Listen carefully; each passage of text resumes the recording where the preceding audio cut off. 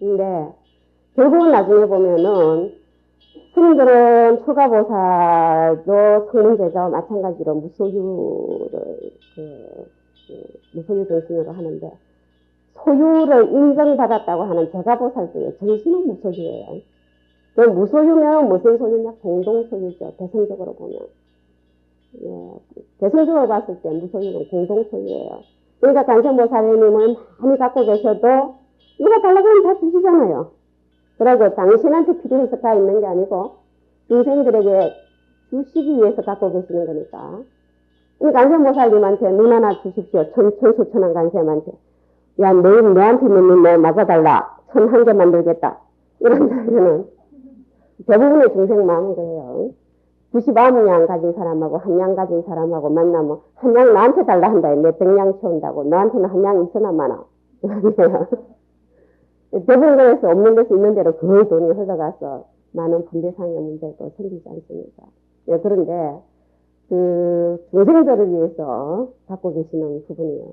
그러니까 그 경전에서 특히 화엄경에 그 다 환경을 보실 거고 보신 분도 계시기 때문에 제가 감히 말씀을 드리는데요. 왜냐면 보살이 물론 자처지족 불구 타처지만 누가 와서 초자건속 달라고 그러면 다 주라 했잖아. 그러니까 신신만은 보살이 그 말씀 듣고는요. 아이고 자기 남편 저래 같이 데리고 오면 안 되겠다 이러는 거예요. 그 자기 누가 달라고 하면 죽고 모양이야. 우리는 쉽게 우리 없으니까 우리는 뭐 초자건속 없으니까 달라고 주란 말은 잘하는데 실제 가진 사람에게 있어서 그 고민이 되는 말씀이라 그래요. 그런데 그거의 의미를 어떻게 우리가 얘기를 해야 되느냐. 아, 정신이 그렇다는 거지. 실제 주라 소리 아니다. 이 말 아니거든요. 실제 주라 소리지. 그러면 주라 소리가 무슨 소리냐. 어디 소유물이냐. 아이, 소유물이든 아니든 일단 자기하고 더불어 있는 부분을 내시, 외시 다 있으니까 다 주라 한다면 그 어떻게 해석을 해야 되느냐 하는 이런 굉장히 어렵다라고 말하는데요. 어려운 까닭이 있어요. 그대로 행동을 해보려고 하니까 엄청 어렵거든.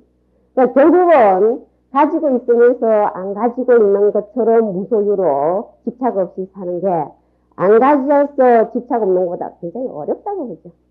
그래서 결국은 나중에 초가보살 쪽으로 갑니다. 그래서 초가보살이 더 쉽기 때문이라고 저는 생각을 하는데요. 더 쉽다는 거예요. 공부를 하는데 할 수 있다 하더라도 굉장히 더 쉽다고 보죠. 이 부분은. 그래서 법망경 보살대계 같은 것도요. 제가 있는 지키기 굉장히 어려운 교육이라고 저는 생각해요. 오히려 초가자가 훨씬 지키기 쉬운 교육이라고 생각하는데. 어쨌든 부처님도 은공이라고 불리셨고 오비구도 다 은공이라 불리고 60명의 제자가 깨달음을 얻었을 때도 다 은공이라 불렸어요. 아라한. 그래서 부처님께서 그 아야교진요. 교진이가 깨달았을 때도 기뻐하셨고 오비구가 다 깨달았을 때도 부처님께서 이 세상에 6 아라한이 있도다 하고 기뻐하셨다는 거예요. 당신하고 오비구 아라한하고. 그리고 전도에서는 포교를 하러 떠나보내실 때도 이 세상에 61 아라한이 있도다 이러셨다는 거예요. 제자들 60명하고 당신하고 61 아라한. 그런데 이제 문제는 아라한가를 얻은 부처님을 세존열애라고 부르는데 아라한가를 얻은 제자들이 열애라고 부르지는 않았다는 거예요. 그죠? 안 했다는 거죠. 자, 그래서 차이는 있지만 이 아라한과를 정득한 이 계위보다 더 높은 깨달음의 단계를 설정해 놓지는 않았어요. 그래서 이때가 바로 열반을 정득한 때이죠. 모든 번뇌의 불이 다 꺼진 상태입니다. 모든 번뇌의 불이 다 꺼진 상태. 그래서 해탈하시고 열반을 정득한 분들이죠. 그러니까 이러한 아라한과를 정득하는 것이 부처님께서 보리수하에서 깨달음을 얻으신 것과 같은 그 위치에 놓고 더 이상의 깨달음의 단계를 설정해서 가지는 안 했기 때문에 이때는 이것이 무상정각이라고 볼 수 있는 그 당시는. 그런데 대승에 와서 그보다 더 높은 깨달음의 단계를 설정을 하죠. 부처님과 같은 깨달음은 무상정등정각 그냥 깨달음이 아니라 아라한과 정등 깨달음이 아니라 부처님과 같은 깨달음은 아누타라 삼막삼보디라는 깨달음을 다시 설정을 해요. 그러다 보니까 아라한과에 대한 비판이 일어나게 됐죠. 완전한 단계가 아니다. 그것을 말해주는 그 전설적인 말씀이 대천오사설이죠. 아라한가 완전한 존재가 아니다. 완전히 깨달은 존재가 아니다. 부처님 밑에 계신다 해서 보살들이 더 추구할 대상을 더 설정을 해놓은. 그러다 보니까 이때는 깨달아서 아라한가를 정도에서 완전한 깨달음을 얻어서 깨달음의 정신이 비슷하다고 해도 세존이나 열애가 아닌데 이때 오면요 다 성불했다고 부처된다 말을 하지 않습니까? 대승에 와서. 그래서 불상이 대성불교 시대에 들어오면서 만들어지죠. 그런데 어쨌든 이 대성불교 시대에 이루어진 경전이 언제 편찬됐냐는 것은 모르는데 다 부처님 말씀이라 보기 때문에 언제 번역됐느냐는 다 알 수 있죠. 그래서 번역 시기가 언제냐 하는 거는요 언젠지 잘 모르겠다고 하는 그 소수의 경전 빼고는 전부 다 언제 누구에 의해서 번역이 됐는지 나와 있어요. 그죠? 신수대장경에도 55권째의 목록부에 보면은 그 55권째 목록부가 따로 부록으로 된 목록부가에 보면은 감동 목록이라는 부분이 있는데요. 거기에는 누가 언제 번역했다는 걸 전부 다 적어놨어요. 그걸 통해서 대강 언제쯤 대승경전이 이 경전이 편찬되었을 것이다를 짐작을 하죠.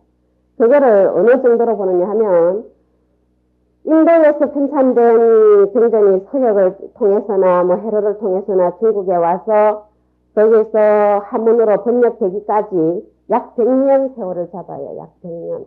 그러니까 무슨 말씀이냐 하면은 언제 역출이 됐다라고 한다면 번역이 됐다 한다면 적어도 100년 전에는 인도에서 이미 이 경전이 편찬되어 있을 것이다. 이래보죠. 그래서 하엄부 벼랭경 경전 중에도 2세기에 벌써 번역이 되죠. 그럼 적어도 1세기에 이때에 인도에서 하엄부 경전이 편찬되어 있다고 보는 거예요. 근데 이보다 더 이전에 편찬될 수도 있겠죠. 근데 늦어도 이때에 편찬됐다고. 요즘부터는 다를 거예요. 요즘 인터넷을 통해서 하나 만들어지자마자 올리면 세계에 금방 퍼지잖아요. 근데 그때는 인도 구법을 했던 인도에서 사람이 왔던 그 죽을 고비를 넘기면서 와가지고 다시 편찬해서 윤문을 거쳐서 해서 나타나기까지 한 100년을 잡는다는 거죠. 이걸 통해서 대강 언제쯤 편찬되었을 것이다 하는 것을 짐작을 하는데요. 그거 외에도 있죠. 그 경전에 담긴 내용을 봐서 교리 전천사로 따져봤을 때 언제쯤 나올 수밖에 없다든지 그 경전에 보이는 여러 이름이나 산 이름이나 뭐 단어나 이런 걸 통해서 대강 언제쯤 편찬돼서 이렇게 추정을 할 정도예요. 이건 어디까지나. 그런데 그러한 경전군들을 크게 세 단계로 묶어놓습니다. 초기대성, 중기대성, 후기대성. 근데 이 분수령과 같은 초기니, 중기니, 후기니라고 가르는 분수령과 같은 시기를 언제로 잡냐했을 때 제가 서기만 하고 설명을 안 드렸는데요. 초기와 중기의 그 분류를 이때를 용수보살 시대, 중기와 후기의 그 단계를 색신보살로 잡죠. 근데 용수보살은 150년에서 250년 사이. 용수보살은요, 중국에서 8종의 조사로 불리는 분이에요. 그죠? 그래서 거의 중국 13종인데, 13종 중에서도 8종을 대표로 치는데요. 8종에서 전부 다 종조로 모셨던 분이 용수보살이고, 제2의 서가라고 불리는 분이죠. 용수보살이. 대단한 역할을 했다고 보는데요. 무슨 역할입니까? 소승과 대승의 부분을 확실히 지어주는데 지대한 공을 한 분으로 봅니다. 그러니까 스가모니 부처님께서 깨달으셔서 일러주신 그 세계를 다시 한번 대승적으로 부각시켜서 뚜렷하게 천명을 해주는데 지대한 공을 세운 분이 용수보살이다 이래봤어요. 그래서 그 모든 종파에서 종조를 받드는 화엄종에서도 물론이에요. 그래서 만명용수로 보는데 만명보살은 용수보살보다 100년 전에 50년에서 150년 사이에 활약한 분으로 보는데요. 그 만명보살이 왜 용수보살과 함께 화엄종조로 받들어져 모셨느냐라고 한다면 대성기신론을 저자였기 때문에 이래 봤는데요. 근데 대성기신론하고 금화엄하고 무슨 상관이냐? 예, 차례차례로 배워오는 게요. 전부 화엄과 다 연결이 되죠. 물론 선과 연결이 되기 위해서요. 우리 한국에서는. 그런데 거기에 열애장 사상 부분이 화엄의 법계교인기를 구축하는 데 바탕이 되고 있거든요. 그래 보는데 이제 요즘 학자들 말씀은 대승기신론의 내용을 보면 용수보살 이전 100년 전에 사셨던 마명보살이 그 대승기신론을 지었다고 보기에는 상당히 어렵다 이래 봐요. 왜냐? 사상적으로. 대승기신론이 담고 있는 사상성 때문에. 그게 뭔데 그렇느냐라고 할 때 대승기신론에 담고 있는 사상에 우리가 열애장이라 하는데 물론 학자 중에는 유식이다 말하는 분도 있어요. 그래서 박사학위 논문도 나오지만 일단 여기 중생심인데 열애장이라고 바로 나오지 않습니까? 그렇다면은 이 열애장이라고 하는 사상 부분은 이때에 그렇게 정립이 되어서 나올 만한 사상이 아니라고 보죠. 왜 그러냐고 보면은 용수보살에 의해서 이루어진 사상 부분이 인도 대승불교 사상의 제1조류라고 불리는 중간사상 쪽이죠. 그래서 중간론에서 중간사상을 말씀을 하고요. 그 다음에 인도 대승불교 사상의 흐름 중에서 제2조류라고 불리는 부분이 세친보살을 중심으로 해서 이루어졌다 한 유식사상이에요. 그죠? 유식사상. 이 세친보살이 사셨던 시대는 크게 둘로 잡아요. 그 시대를. 근데 주로 320년에서 400년으로 잡거든요. 그러면은 이러한 용수보살에 의해서 정립된 중간사상과 세친보살에 의해서 정립된 유식사상 다음에 나올 수 있는 게 열애장 사상이라고 보는데 그렇게 볼 수 있는 그 실마리를 제공한 대표적인 문헌을 원효 스님이 쓰셨다고 하는 대승기신론 별기의 말씀을 들어요. 대승기신론 별기설에 대해서는 학자들 사이에 또 이견도 많습니다만은 거기에 뭐라고 했냐면은 대승기신론의 논점이 어떤 거냐 하니까 중간이 공이라고 하죠. 다 공하다 아니다 팔불이에요. 팔불 공에서 없다 아니다 8불이니까 아니다라고 하는 파할 줄만 알고 세울 줄은 모르는 거에 대해서 또 유식은 세우기만 하고 유식이다 식은 있다고 보죠. 그래서 세우기만 하고 파할 줄은 모르는데 대승기신은 이 파가 무예다 이랬어요. 세우기도 하고 파기도 한다. 공직료와 불공직료를 통해서 그래서 진연문과 생연문 이런 걸 통해서 그래서 이 파무예요. 열고 닫는 게 자유자재 개합자재를 얘기를 했어요. 그래서 여기에서 중간은 팔 줄만 알고 세울 줄을 모르고 유식은 세울 줄은 알고 팔 줄을 모르는데 내용이 그래요.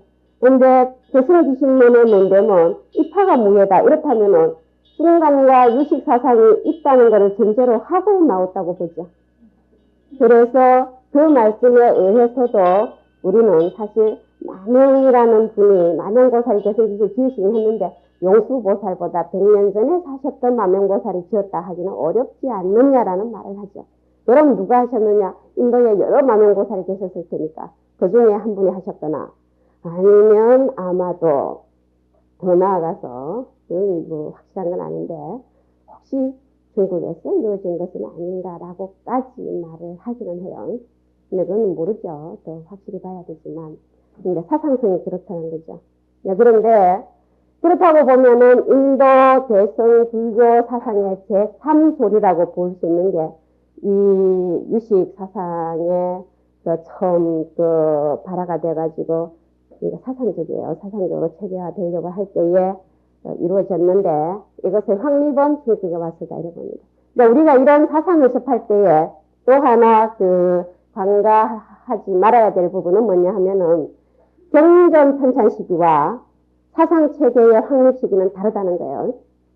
경전이 성립되는 시기와 그 경전에 담겨있는 내용을 가지고 사상을 확립시키는 단계는 저는 다르다고 보는데요. 저는 중국이나 한국에서 종파가 성립될 때에 그 종파에서 소위로 하는 경전이 성립된 시기하고 그 소위로 경륜론 3장을 가지고 사상을 확립을 시켜서 종파를 확립한 시기하고는 다르다는 거예요.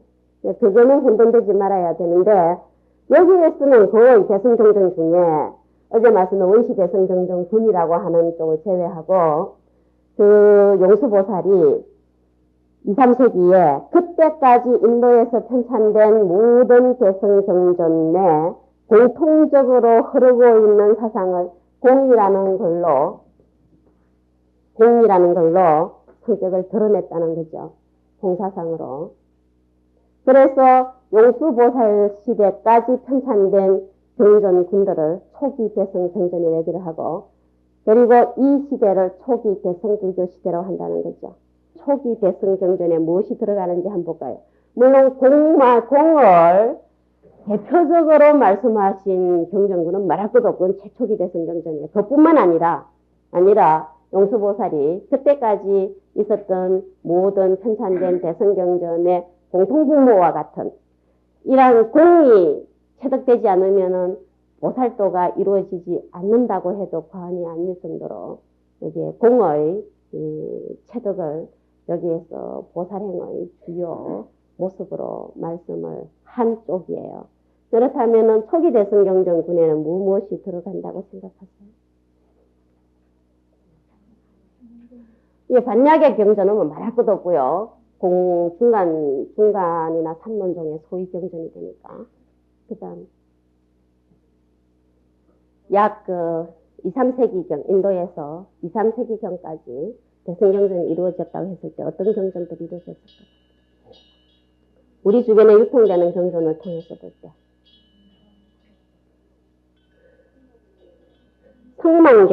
성만경은요, 열애당 사상에 대표되는 소위경전이라고 그랬죠. 이때 이루어집니다. 그죠? 이때 이루어지죠. 중론, 백론, 12문론 하는 거는 경전이 아니고 논이죠. 그죠? 지금 우리 경전만 얘기해 봅시다.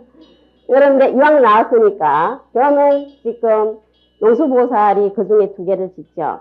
그런데 이거는 물론 초기 대성불교 시대와 중기 대성불교 시대를 가름하는 불수령과 같은 용수보살에 의해서 지어진 논인데, 물론 삼론, 그게는 이제 삼론종이 되죠. 그걸 소위로 해서 중국에서 종파가 이루어질 때는. 이쪽에 관련은 되죠. 자, 42장경. 42장경은요, 중국에서 제일 먼저 번역된 경이라고 이제 공식적으로 얘기는 하는데, 이 42장경에는 대성사상도 들어있습니다. 그죠? 대사상 들어있는데, 대부분의 그 원시 불교 사상, 초기 불교 시대의 모습을 굉장히 많이 보여주고 있다고 그래요. 그래서 42장경을 이제 경전군에서 어디에 넣느냐라고 했을 때 여러 말이 있는데, 대부분은 초기 불교 시대의 모습이 들어있고, 간혹 대성사상도 들어있다. 그래서 상당히 빨리 이루어진 거다라고 얘기는 하죠. 유마경이나 정토계 경전이나 법화경이나 화엄경은 언제일 것 같아요? 초기 대성 경전에 속하겠어요? 중기 대성에 속하겠어요? 후기 대성에 속하겠어요? 중기, 초기? 다 초기 대성불교 경전에 넣어요. 유마경, 반야계 경전, 법화경, 화엄경 전부 초기에 넣어요. 그러니까 초기 대성불교나 초기 대성불교 경전이라 해서 불완전하다는 게 아니에요. 불같이 일어났던 시기였다고 보죠. 불같이 일어났던 시기에 거의 대성경전분들이 이때에 속이 쏟아진다고 봐야 되겠죠. 뭐 한 2, 300년은 세월 때 있지만서도. 그래서 초기 대성불교가 불완전하다가 절대 아니에요. 여기에서는. 이때에 대성의 이념이 불같이 불길이 일어났을 때에 그것을 다양하게 담아서 편찬한 경전으로 보는데. 그래서 법화경이든 화엄경이든 금강경이든 예를 들어서 뭐 유마경이든 전부 다 여기에 이 경전이 대표로 내세우는 이상적인 수행자는 다 보살이죠. 그래서 보살이 우리가 처음에 보살이 기치를 들었던 것을 자리리타라고 하는데요. 이 자리리타가 되기 위해서는 자타불이라야 된다고 보는 거죠. 자타불이가 되려면은 자기도 남도 무자성 공인주를 철저히 알아야 된다고 보는 거예요.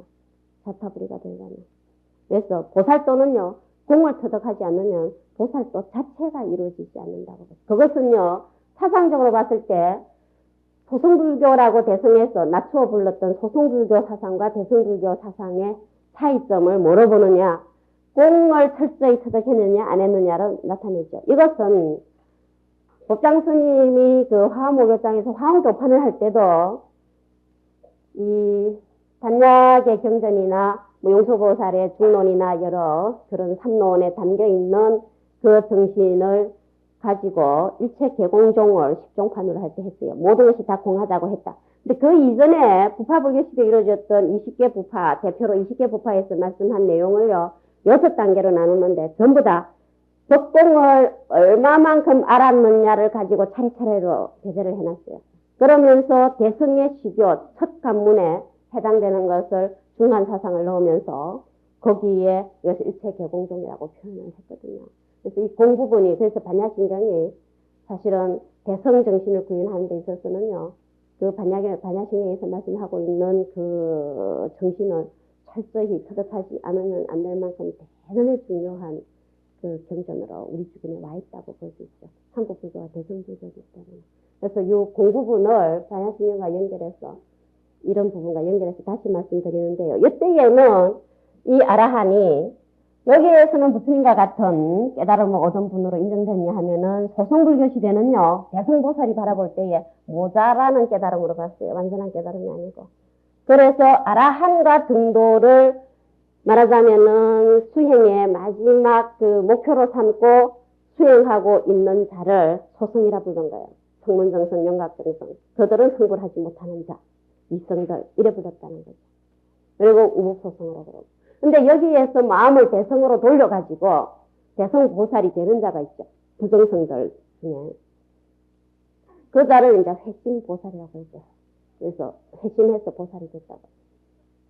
그럼 여기에서 구경 목표는 이미 아라한이 아니에요. 여기에서 이거 다 부처로 올라가는 단계를 설정을 했어요. 그거와 연결해서 보살도가 말씀이 되고 있습니다. 10분 쉬었다.